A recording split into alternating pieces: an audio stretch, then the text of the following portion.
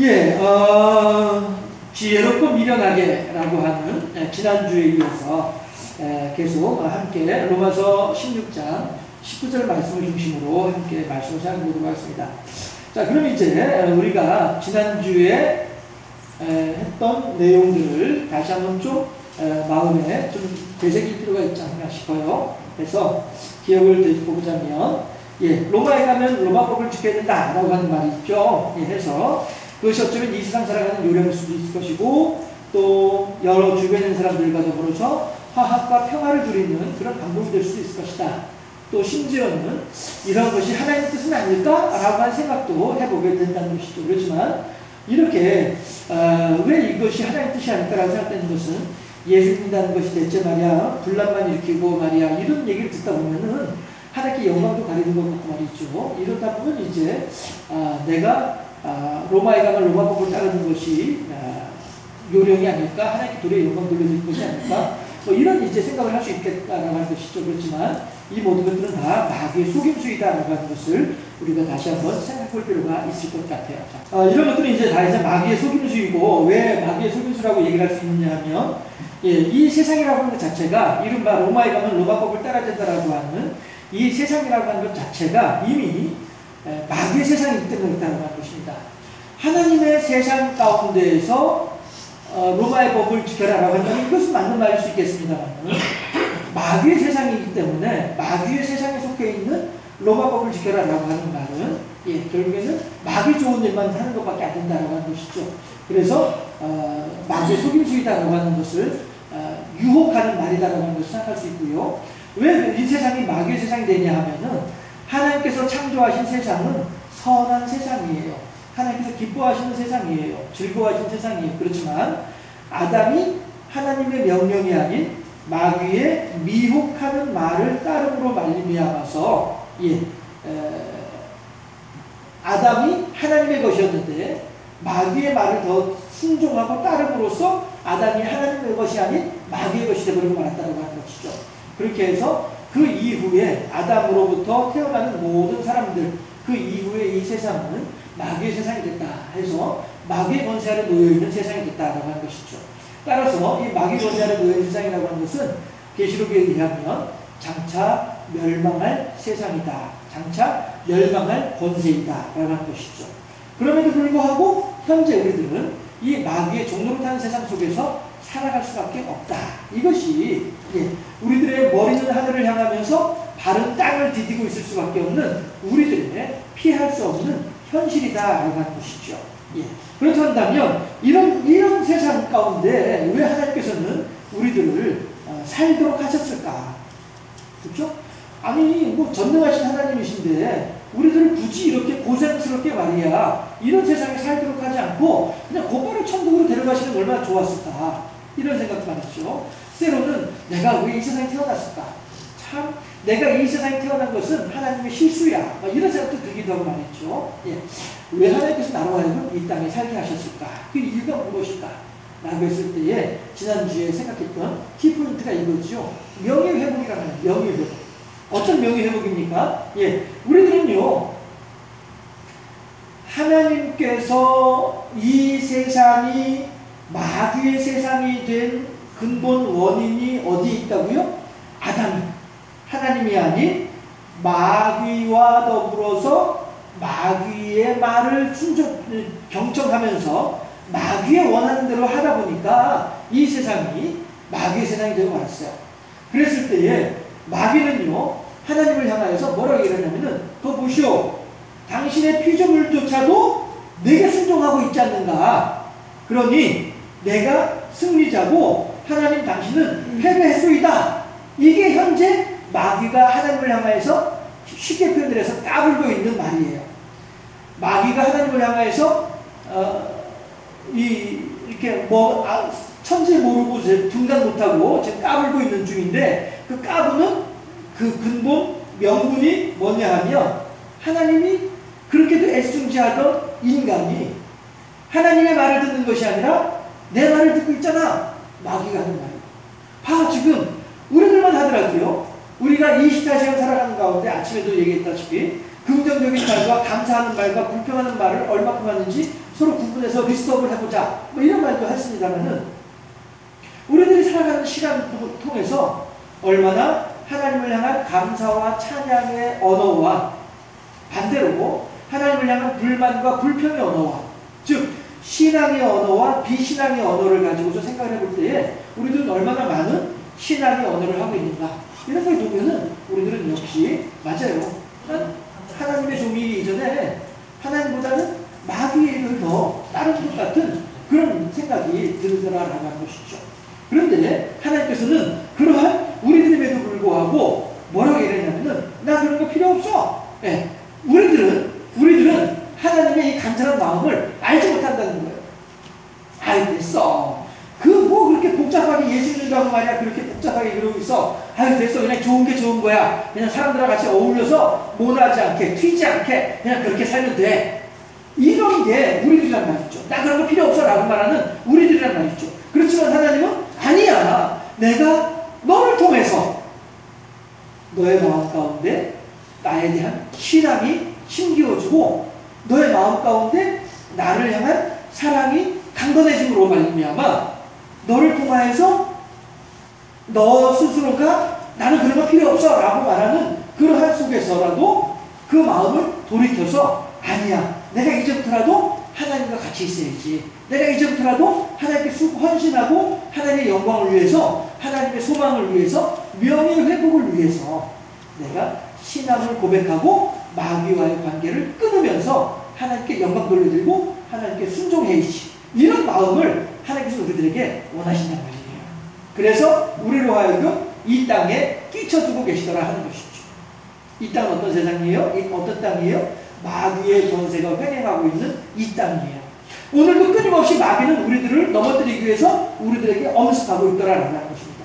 그러나 그 속에서 마귀의 권세 아래 눌려서 그냥 어울렁더울렁하면서 같이 그냥 굴러가는 이런 인생이 아니라 도리어 하나님을 향하여서 그래요 하나님의 소망이신 나와 함께 천국에서 영원히 한평생 살고 싶어라고 하는 지난주에 그 유행가 가사를 제가 소개해드렸잖아요. 저 푸른 초원 위에 그림 같은 집을 짓고 사랑하는 우리님과 한평생 살고 싶네. 이게 사람의 소망이지만 그 사람이 만들어 놓은 유행가 가사이지만 그 속에 하나님의 우리들을 향한 소망이 그대로 녹아있더라는 겁니다.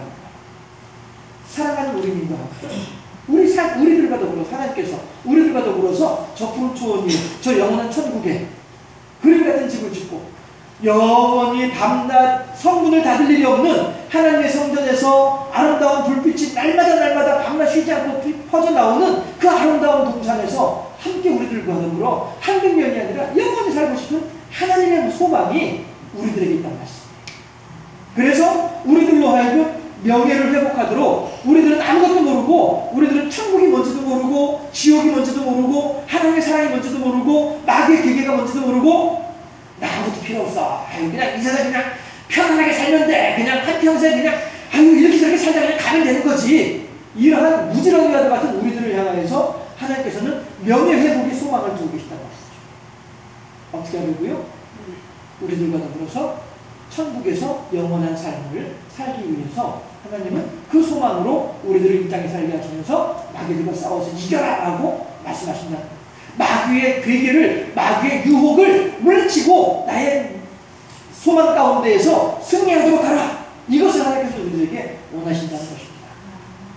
자 그렇다 한다면 이제 그러면 우리가 지난주에 이제 보다가 여기까지 이제 보고서 나머지는 다음 주에 하시죠 라고 했었는데 그렇기 때문에 우리들로 하여금 승리하도록 하기 위해서 우리들로 하여금 믿음으로 이기도록 하기 위해서 하나님의 명예를 회복하고 우리들의 잃어버린 신앙을 회복하고 우리들의 잃어버린 주권을 아들의 권세 그렇죠? 아버지와 아들의 관계니까 우리가 아들의 권세를 되찾도록 하기 위해서 하나님께서 우리들에게 무엇을 말씀하시냐면은 함께 읽어보도록 하실까요? 시작. 물고기 신앙 지느러미와 비늘 이렇게 되어 있어요.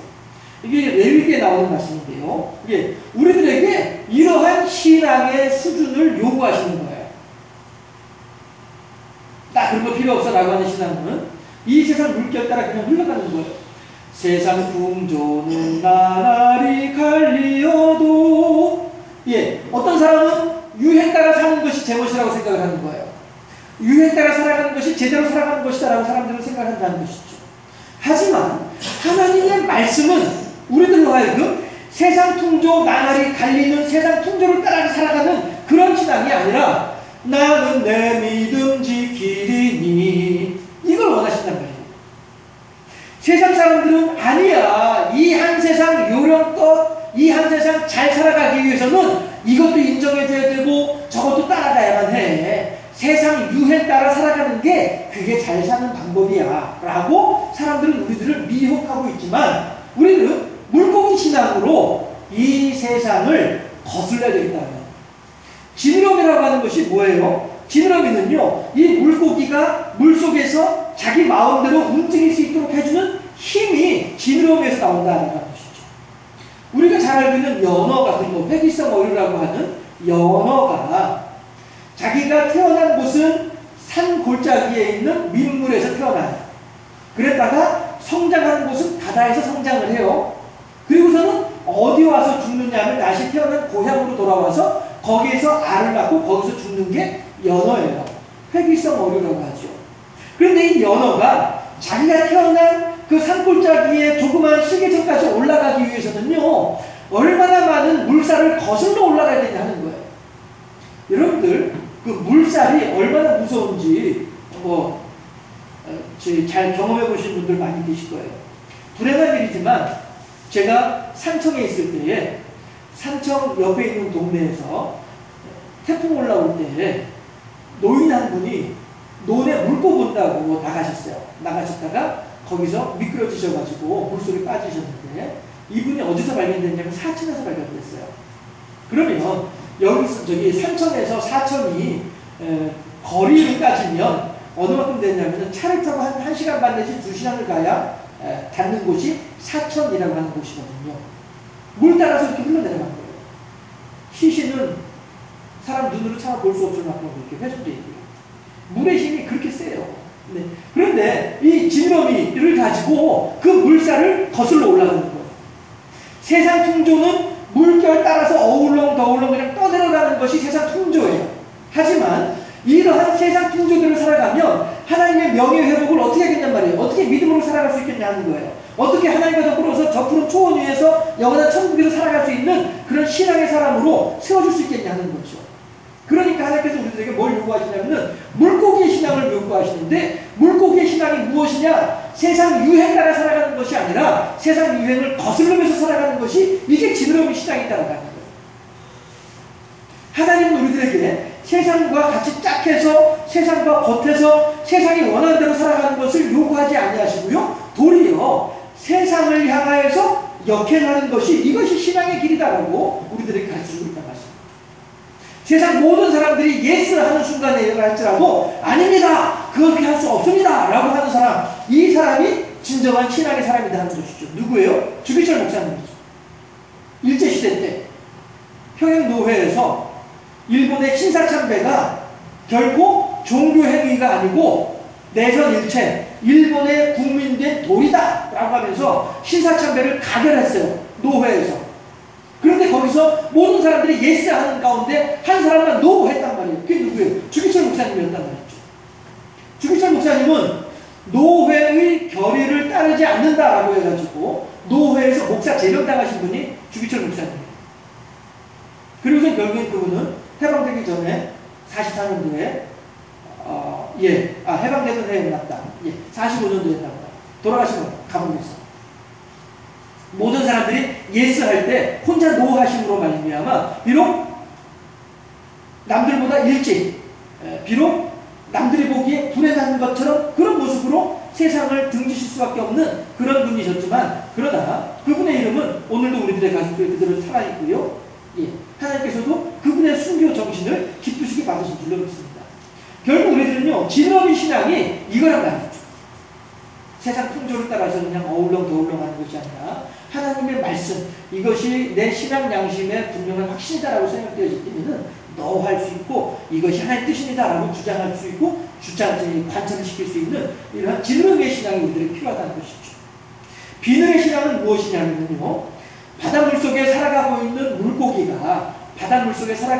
물고기의 속살이 짧까요? 안 짧까요? 어떠세요? 바닷물 속에 살아가고 있는 물고기의 속살이 짜겠습니까? 안 짜겠습니까? 안 짜죠? 왜 안 짭니까?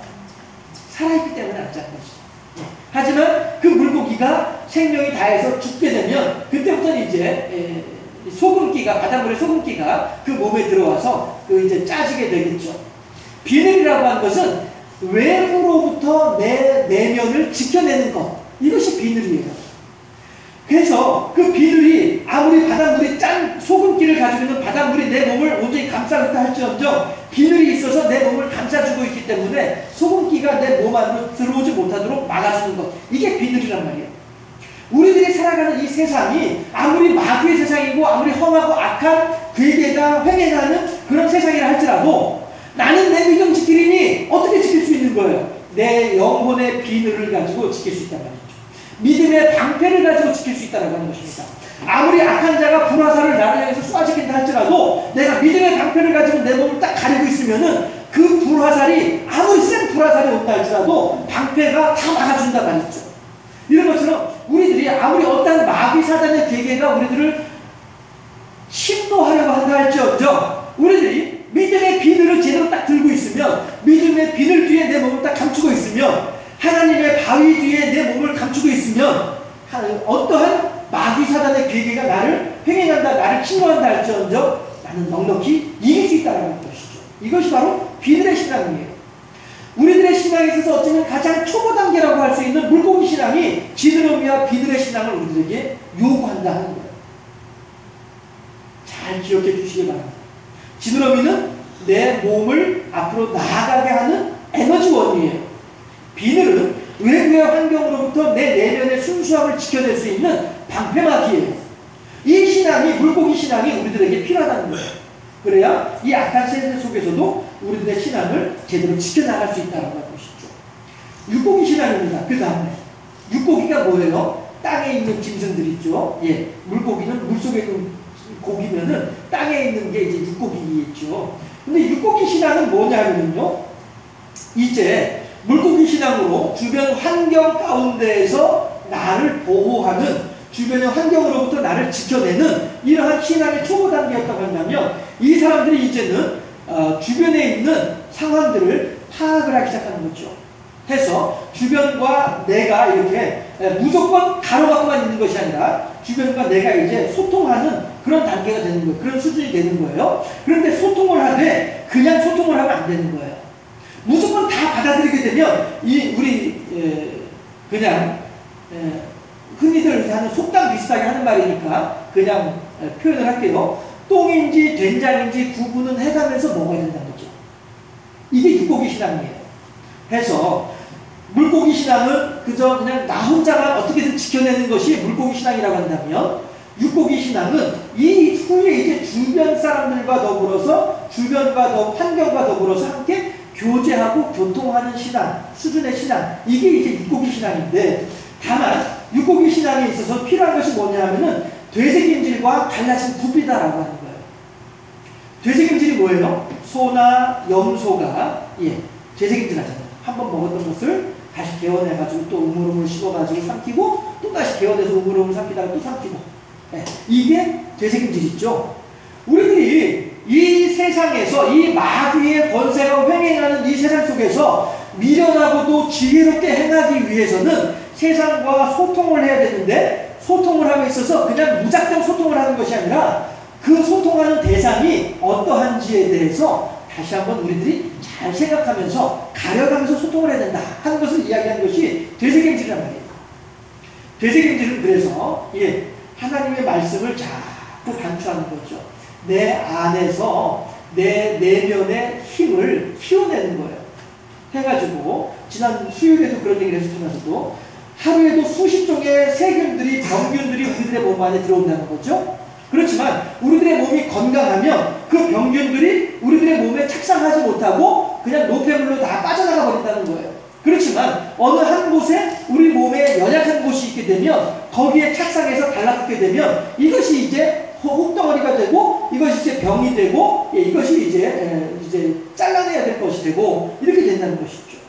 해서 우리들의 내면을 건강하게 하고 우리들의 내면을 힘있게 하기 위한 방법이 뭐냐 하면 되새김질이란 말이에요.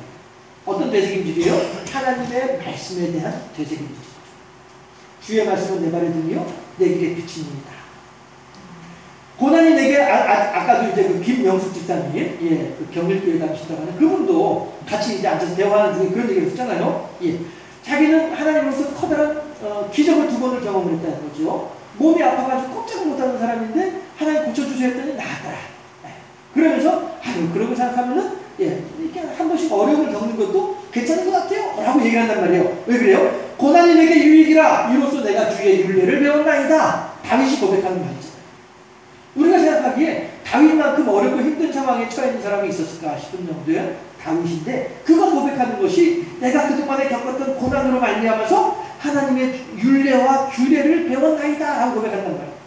우리들이 되새김질을 통해서 하나님의 말씀에 대한 단추, 하나님의 말씀에 대한 회상, 하나님의 말씀에 대한 기억을 통해서 우리들 속에 에너지를, 힘을 길러야 된다는 거예요. 해서 외부와 소통할 때에도 당당하게, 외부와 소통할 때에도 넉넉하게 할 수 있는 그런 힘이 우리들에게 있어야 된다는 것이죠. 가장 대표적인 것이 뭐냐면 저는요 워낙에 내성적인 사람이라서요 남들 앞에서는요 부끄러워서 말을 못해요 이런 사람들이 있어요. 이것이 잘못됐다는 것이 결코 아니고요 신앙의 모습으로 비추어서 볼 때에 얼마나 위축되어 있는 모습이냐 하는 거예요.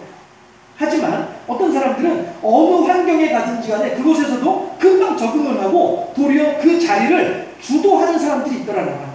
그 사람들은 어떤 사람들이에요? 내면의 자존감이 강한 사람들이죠. 그러니까 누구 앞에서도 당당하고 누구 앞에서도 할 말 다 하고 하는 이런 사람들, 심지어는 그 분위기를 확 다 자기 것으로 그냥 끌어가기까지 하는 이런 사람들, 자존감이 강한 사람들은 그렇게 한단 말이죠. 그렇지만 자존감이 약한 사람들은요 다른 사람들 앞에서 힘을 내지 못합니다. 내가 워낙에 숙기가 없어가지고요, 내가 워낙에 부끄러움이 많아가지고요, 이게 다 뭐예요? 자존감이 없기 때문에 그래요. 우리들은요 되새김질을 통해서 하나님의 말씀을 되새김질함으로 말미암아 내가 얼마나 사랑받는 존재인가, 내가 얼마나 하나님으로부터 귀한 존재로 인정받고 있는가, 이런 것들에 대해서 우리들의 내면의 힘을 기를 수 있어야 되겠다는 것이죠. 그런가 하면 갈라진 굽이라고 하는 것은 뭐냐면요 돼지가 갈라진 굽을 가지고 있어요. 소도 갈라진 굽을 가지고 있고요. 그렇죠? 그런데 이 갈라진 굽은 대신에 돼지는 이제 되새김질을 못하기 때문에 먹지 못하는 짐승이 있죠.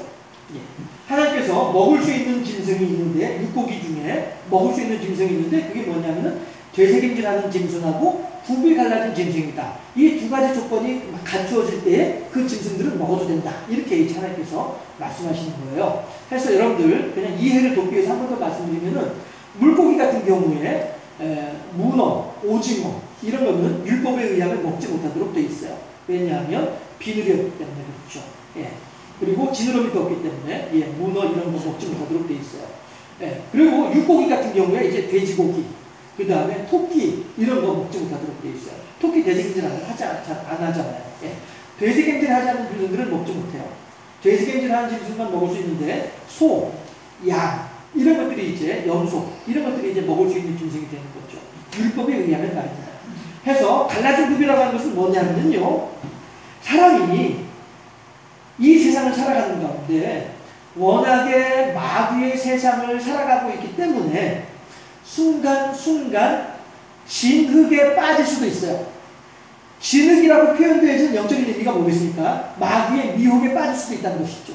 그렇지만 진흙에 빠졌을 때에 통굽인 짐승이 발이 진흙에 빠진 거하고 굽이 갈라진 짐승이 발이 빠졌을 때하고 이 진흙탕에서 발을 빼기가 훨씬 더 쉬운 짐승이 굽이 갈라진 짐승이라는 거예요. 왜 우리 한 번씩 갯벌 체험 같은 거 이제 하잖아요. 가가지고 이제 뭐 이렇게 뭐 캔다고 하면서 갯벌 들어가 보면은 알죠. 그 뻘 속에 발이 빠졌을 때 그거 빼려고 하면은 얼마나 힘들어요. 저도 그 전에 한번 청년부하고 같이 청산도라고 하는 섬에 가서 갯벌 체험을 한번 해봤는데 그 빠지기 빼기 진짜 힘들더라고요. 그런데 왜 그래요? 통굽이기 때문에 통굽이기 때문에. 그렇지만 굽이 갈라진 짐승들은 그 갯벌 속에서 발을 빼내기가 통굽인 짐승보다 굽이 갈라진 짐승이 훨씬 더 쉽게 빠져나온다는 거예요. 우리들이 살아가는 가운데 죄를 죄의 유혹 가운데 빠지지 않을 수가 없어요. 하지만 빠져있는 죄의 유혹 가운데 빠져있는 상태에서 통급인 짐승들은 쉽게 못 빠져나오지만 굽이 갈라지면은 보다 쉽게 빠져나올 수 있다는 거예요. 다시 말해서 이 세상과 소통하는 가운데 비록 조심조심하면서 한 걸음 한 걸음 내딛지만은 그러다 혹이라도 마귀의 유혹 가운데 빠지게 되더라도 얼른 빠져나오도록 하라. 거기서 탈피하도록 하라. 죄의 유혹으로부터 벗어나도록 하라. 이러한 힘을 기르는 것이 육고기 신앙이다. 하나님께서 우리들로 하여금 이 땅을 살아가는 데 있어서 필요한 기본적인 신앙의 수준이 이러하더라라고 하는 것이죠. 우리들은요, 따라서 날마다 하나님의 말씀을 묵상할 것이며 날마다 우리들의 삶 속에서 하나님의 말씀을 적용할 수 있어야 될 것입니다. 또한 마귀의 괴계 가운데, 시험 가운데, 미혹 가운데 빠졌다 할지라도 아예 안 빠질 수는 없으니까 혹이라도 빠지게 되면 보다 쉽게 빠져나올 수 있어야 되겠다. 이것을 하나님께서 우리들에게 육고기 신앙을 통해서 원하고 계시더라 하는 것입니다.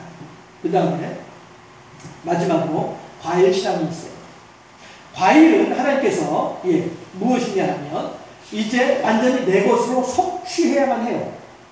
섭취해야만 하는데 여기서는 무엇을 하나님께서 요구하시느냐 하면 먹을 수 있는 과일과 먹으면 안 되는 과일을 우리들에게 요구하고 계시죠. 어떻게 보면은 가장 궁극적인 우리들에게 원하시는 하나님의 가장 궁극적인 가장 최종적인 신앙의 수준을 이야기하는 것이죠. 그게 뭐예요? 하나님께서 너의 선택할 것을 택하라는 것이죠. 내가 원하는 것은 이것이야. 너는 무엇을 원할래? 이것을 우리들에게 요구하시는 것이죠. 엘리야가 바알과 아세라를 섬기는 선지자들 850명과 더불어서 갈멜산 꼭대기에 모였어요. 그리고 많은 이스라엘 백성들이 구경하러 모여왔어요. 거기서 엘리야가 백성들을 향해서 뭐라고 합니까? 대체 여러분들은 어느 때까지 이 두 사이에서 머뭇머뭇하겠는가? 나는 하나님의 이름으로 서 있는 하나님의 편에 서 있는 선지자이고 저들은 바알과 아세라의 편에 서 있는 선지자들인데 가운데서 구경하고 있는 당신네들은 어느 쪽을 선택할 것이냐? 하나님을 선택할 것이냐? 바알과 아세라를 선택할 것이냐? 얼른 결정해라. 너희가 어느 때까지 이 두 사이에서 머뭇머뭇하겠느냐? 하나님이 참 신이시면 하나님을 섬길 것이고 바알과 아세라가 참 신이라고 생각하면 바알과 아세라를 섬길 것이니라. 얼른 결정해라. 엘리야가 백성들을 향하여서 외치는 외침입니다. 하나님께서 지금 에덴 동산에서 아담을 향하여서 뭐라고 말씀하시냐면은 여기에 영생하는 생명의 열매가 있다. 나무 열매가 있다. 여기에 선악을 알게 하는 지혜의 나무 열매가 있다. 너는 이 가운데에서 내가 너한테 분명히 이야기하지만 지혜를 알게 하는 선악을 알게 하는 분별케 하는 이 나무 열매는 먹지 말 것이고 영생하도록 하는 이 나무 열매를 먹도록 하라. 내가 분명히 너한테 말했다. 이제부터는 너의 할 몫이다. 하나님께서 우리들한테 하신 말씀이 이 말씀이죠. 내가 너에게 생명의 길을 밝히 보여주었으니까 너는 생명의 길을 따라 올 것인지 아니면은 생명의 길이 아닌 마귀의 길을 따라 멸망의 길로 갈 것인지 네가 결정해라. 하나님께서 우리들에게 이걸 요구하고 계십니다. 이것은요 단지 내 한 목숨, 내 한 심령 이거 지켜내는 수준이 아니에요. 이것은요 단지 한 발 한 발 조심스럽게 이 세상 속으로 나아가는 이러한 신앙의 수준도 아니에요. 내 온 몸을 세상 가운데 내어놓는 거예요. 그리고 산지사방에서 달려오는 마귀사단의 계계들, 산지사방에서 달려오는 마귀사단의 미혹들을 내 온몸으로 감당해야만 하는 신앙이란 말씀이에요. 너무나도 선악을 알게 한 나무 열매를 먹고 싶은 유혹이 내게서 너무나도 당연하게 일어나지만 그럼에도 불구하고 오직 말씀 하나 부여잡고서 오직 믿음으로 승리하고자 하는 이 신앙의 수준, 이것이 바로 과일의 신앙이다라는 것입니다. 그렇기 때문에 하나님께서는 이 과일의 신앙을 가진 사람들을 향하여서 하신 말씀이 로마서 16장 19절 말씀에서 선한 데는 지혜롭고 악한 데는 미련하도록 하라 라고 우리들에게 간곡하게도 권면하고 계시더라 하는 것입니다. 여러분, 우리들이 이 세상을 살아가는 이유가 여기에 있는 거예요.